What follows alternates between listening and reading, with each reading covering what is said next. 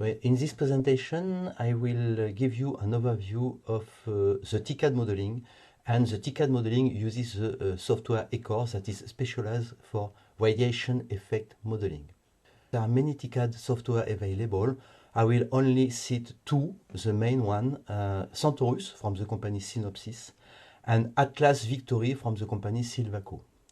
They are difficult to use because they have nearly no graphical interface, and they have a poor radiation effect modeling, so they only apply constant linear energy transfer. There is no trapping in oxide, and they are not designed for radiation effect analysis. ECORCE, the TCAD tool we develop, has the objective to simplify the implementation of TCAD and to simulate all radiation effects. To use TCAD, we use a full graphical interface, and we also provide a dynamic mesh that is able to adjust the mesh at each step of the modeling. So what is TCAD?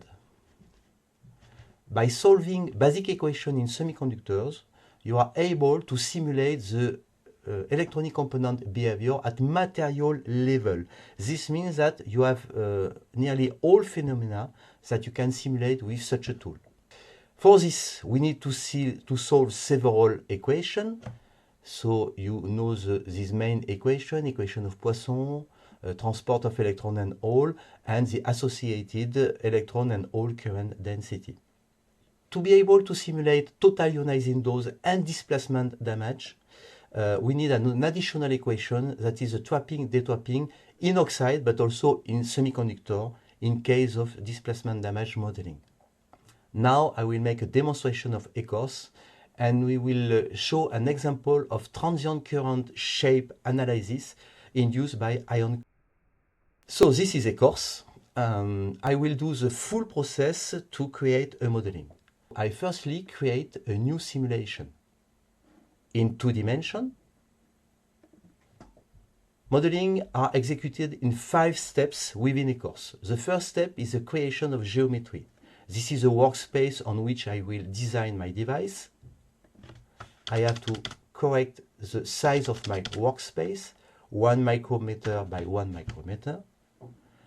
Then, clicking at that place, I create a node. It's blinking. This means that for the next click, another node is created and a line between the 2 nodes is also created. Using this function, I'm able to design my N MOSFET, because I will create an N MOSFET, and I reserve place for the contact and the oxide. This node is blinking.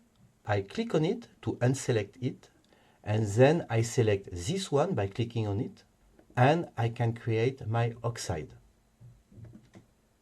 Within ECORCE, to create one device and create a full modeling, you have to sweep over menu from left to the right and from top to the bottom. So now the shape is created. Now I have to define my contact, source, gate, drain, and substrate. Because ECORCE is also able to handle all inside the device, I need to create the material here and the material here. The first step is done, the geometry is ready. Second step, I have to add to this model the physical model. I select firstly the equation of Poisson, transport of electron, and transport of hole. I have to define my contact, so just giving good names to those contacts. Here it's the substrate contact. Then I highlight this contact, it will be the drain. This one will be the gate. And finally, here the source. I define the materials. By default, all materials are silicon. So this one is selected, it should be oxide. So I select oxide. The parameters for the oxide are downloaded from the library provided by ECORCE. I also give a name to this oxide because I can have several oxides inside my device. So let's call it insulator. And this is already silicon. I just give it a name, conductor. Last step, we have to define the doping. Doping are function in space, so I click on functions. It's an N MOSFET, so I will have an acceptor substrate. I create a new function. The doping will be 10 to the 16 from 0 to 1 for x-axis and from 0 to 0.5 to y-axis. Now you have to be careful because this point is in the silicon but also inside the oxide. So we have to say the doping will apply only in the conductor material. Now I define the donor, create a new function. I need an N plus area below the drain, so 10 to the 18 from 0 to 0.3. You see this doping function that appears, and from 0.4 to 0.5. Again, this must be applied only in conductor. And I can also smooth the doping on the side, adding a diffusion value for X and for Y. Now I create a new function below the source contact.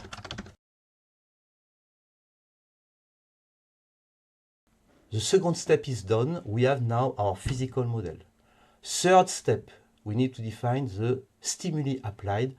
Here, mainly the biases, because I want to calculate the ID of VGS characteristic. So stationary for the analysis and the stimuli. New bias on the drain, 0.1 volt. New bias on the gate, it will be a ramp from 0 to 5 volt by step of 0.1. And new bias on the source and the substrate is done.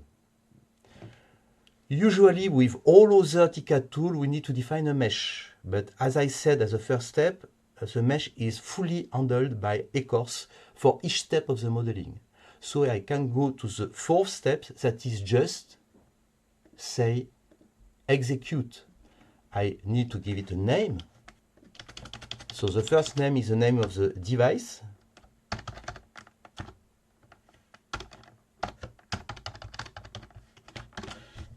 And the second name is the name of the stimuli applied, because several stimuli can be applied to the same device. I will use 4 processors to speed up the calculation, and I can execute. It's funny. You can see here the number of steps that are increasing. So what can we see here? I go back to flat view to help you to see the device, the gate, the drain, the source, and the substrate. The third dimension is the potential here. And here you have a mouse follower here. If I put my mouse here, I have minus 4 volt here.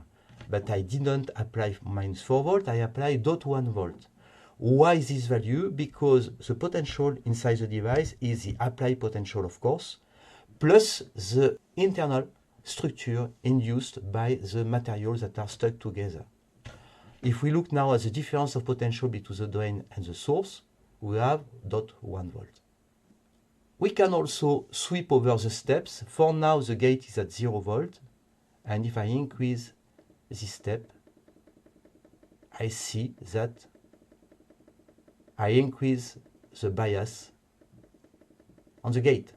Of course, the scale changes each time. I go to the first step.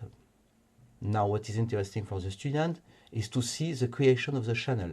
I can select the electron density here. Then I see my 2 plot N plus. And if I increase the steps, I see here the channel created. It can be also interesting to see an animation. So I lock my scale in order to remove the scale changing, go back to the first step, and start the animation.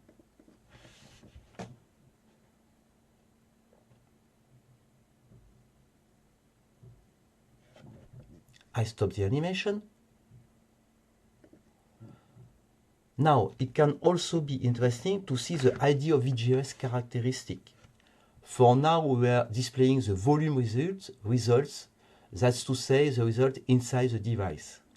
I switch to global results, the results as a contact, and I want to see for the x-axis the potential on the gate, and for the y-axis the total current on the drain. And here I see my ideal VGS characteristic. Of course, I can calculate the threshold voltage. Here it is. So here it's 1.61 volt, nearly 1.62. It's calculated by calculating the tangent of this curve, then get the intersection with the x-axis. Now I'd like to know what is the threshold voltage as a function of the substrate doping, that is to say one parameter of the device. To know that, I create a new optimization. It's based on the model I started with, and I create a new couple parameters result. So now I will change the acceptor doping. It was 10 to the 16, and we will sweep from 210 to the 15 to 110 to the 16 by step of 210 to the 15. And I also add one more value, 210 to the 16. And for each of these substrate doping, I want to calculate potential on the gate for x-axis, total current on the drain for y-axis, and the threshold voltage.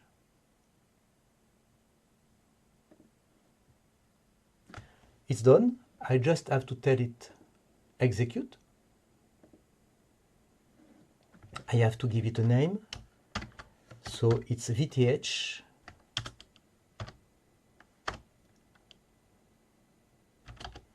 function of doping.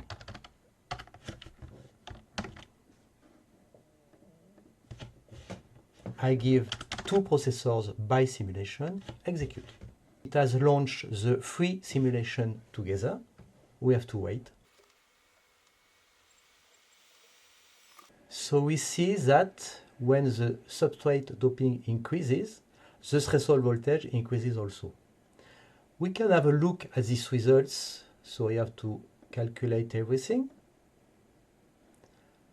And I can open the result file in Excel file. So here I have the threshold voltage as a function of the doping. But I can also display all the idea of VGS curves. Here you have them. So for this is for 210 to the 16, and this one is for 210 to the 15 doping. As you can see, for one doping, which one I don't know, I must have a 1.5 volt threshold voltage. It can be interesting to calculate the doping for which I have this value. ECORCE is able to do that. I go back to my modeling. Then I create a new optimization. And now I ask for an adjusted result.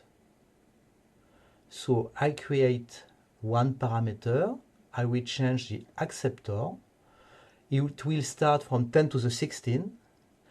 And then I ask it to adjust the threshold voltage. So it's always the same parameter on x-axis potential on the gate, on y-axis total current on the drain. Then I ask for the threshold voltage, and I tell it calculate the substrate doping in order to get 1.5 volt on the threshold voltage. That's all. I execute, and now I give it two processors by model. And it's running. We have to wait. First result, the doping 110 to the 16, the value 1.62 volt, and the precision, the expected value 1.5, and the precision is here, 7 10 to the minus 2. Next step, with this value of doping 8.6 10 to the 15 by centimeters cubic. The result is much closer, but we still not reach the precision that has been required. That is here, it's 10 to the minus 3. And the precision is reached in 5 iterations. So we have this doping, this threshold voltage for this doping, and the precision is quite good because it's around 6 10 to the minus 6 relative precision. Let's see how to apply an ion to this device. I go to File, Open. I will duplicate the simulation ID equal f of VGS and rename it. And as a first step, we'll apply an ion, a sodium ion with 60 MeV energy. Now I have to switch to transient modeling. I also have to adjust the time parameter because an ion is a very fast event. We switch to small time steps and the analysis time will be 10 to the minus 2 seconds. Because I switch to transient, in stimuli a new field appears, the irradiation. I can create a new irradiation, an ion, here it is. I select along the list all particles are available. So sodium ion, energy 6 MeV, impact point, we'll apply it below the source.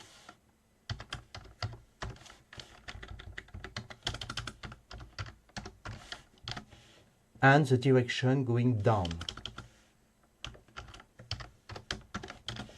Done. Everything is ready. I just have to launch the simulation and wait for the results. The simulation is finished. We can now have a look at the electron hole density over time. So what I can do is start an animation, a quick one. And as you can see, the ion, the electron hole pair generated by the ion are here. And then they are collected, the charges are collected, and the device goes back to its initial result. I stop the animation. Now in the global result, I can display as a function of time the total current on the drain. So here the current is too small along the time axis. I have to switch to log scale for the time. And here we see the transient current. So knowing that the ion stops at that time, that is 1 picosecond, then we see an increase of the current up to this time, and then a decrease after this time. We can also notice something very important. It's that the ion fully crosses the device. And the LET is not constant along the path. Now, the thickness of the substrate is only 0.5 micrometer, but real devices have a much higher substrate thickness. So what will occur if we increase this thickness? We can do that very easily. I duplicate the device and I rename it with 100 micrometer substrate because I will do this size of substrate. So now I go in geometry, select the function transform, and I will increase along the y direction the dimension of the device with 99.5 micrometer. I apply. Of course, now I have a very long device, and the active part is only there. When it's done, I have nothing more to change. I can check that in the irradiation field, the ion has been moved to follow the increase of the thickness, and I just have to execute again. and wait for the results. While it's running, we can see that now the range is 28.6 micrometer. The ion does not fully cross the device. So the simulation has ended. It lasted around 20 minutes. So what we can look at is the electron density with an animation to see how carriers are created. I switch to animation. I also lock the scale in order to have a clear view of what occurs. And then I can start the animation. We can see here the generation of electron. Then the peak of the ion generation is reached. And we see the decrease of the carriers that are collected at the contact and recombined until everything is collected. Now, what is the shape of the transient current? I go to global results, total current, and as for the previous modeling, it's too small to be seen. I apply a log scale along the time axis. And now we can observe this curve, and we have the same peak than seen for the short substrate device, but also a second peak appears. This is well known when an ion crosses a device. If it crosses a full device, only one peak is observed on the current, and if it crosses partially the device, two peaks are observed. We can do that on a xenon ion and compare the shape of the current, transient current. I go back to the diaporama. To resume, we are studying the transient current, and this transient current depends on the substrate thickness. We have two substrate thickness, 0.5 and 100 micrometers. And for two ions, because you see the sodium 60 MeV ion, but I also apply a xenon 1.3 giga eV ion. This is the result for the 0.5 micrometer substrate for sodium ion and xenon ion. As you can see, the peak of current is much higher in the case of the xenon ion because its LET is much higher. If we look at the 100 micrometer substrate, for both ions, we see the two peaks that has been described in the modeling. And again, the current for the xenon ion here is much higher than the one for the sodium ion. This table resumes the value obtained. And as you can see, the range, in that case, it's only the thickness of the device, but it changes widely for sodium and xenon ion. We can also have a look at the deposited charge inside the device in picocoulomb. And what is very interesting is here you have the collected charge. And we can see that for the sodium ion, for the small substrate thickness, it's nearly the same. But in the case of the xenon ion, there is an amplification of the collected charge. And as we can see, it's worse for the 100 micrometer device, since we have a 38 maximum collected charge, while the generated charge was only 2.5. The same for the xenon ion. I also give there the maximum peak current, and again, as you can see, for large substrate, it's much lower than for small substrate. Of course, for 2D modeling, we have no quantitative results, but we have for sure the same behavior that will be observed for 3D modeling. So to conclude, to calculate the transient current induced by an ion in a device, several parameters have to be taken into account to get good results. So firstly, you need 3D modeling, but you also need to take into account the ion type and its energy. Of course, the linear energy transfer must be a function of range. This is not often done in classical TCAD tools. You also have to take into account the substrate thickness, but also something I did not do there, the self-heating, the impact ionization, and the band-to-band tunneling. And of course, TCAD can be a powerful tool to analyze mechanisms in electronic components. It has some drawbacks. The first one, it has a quite long calculation time. As I said, for one ion it was 20 minutes. But you also need technological data to create consistent model, and these data are not very easily obtained because founders does not want to give them. Thank you for your attention.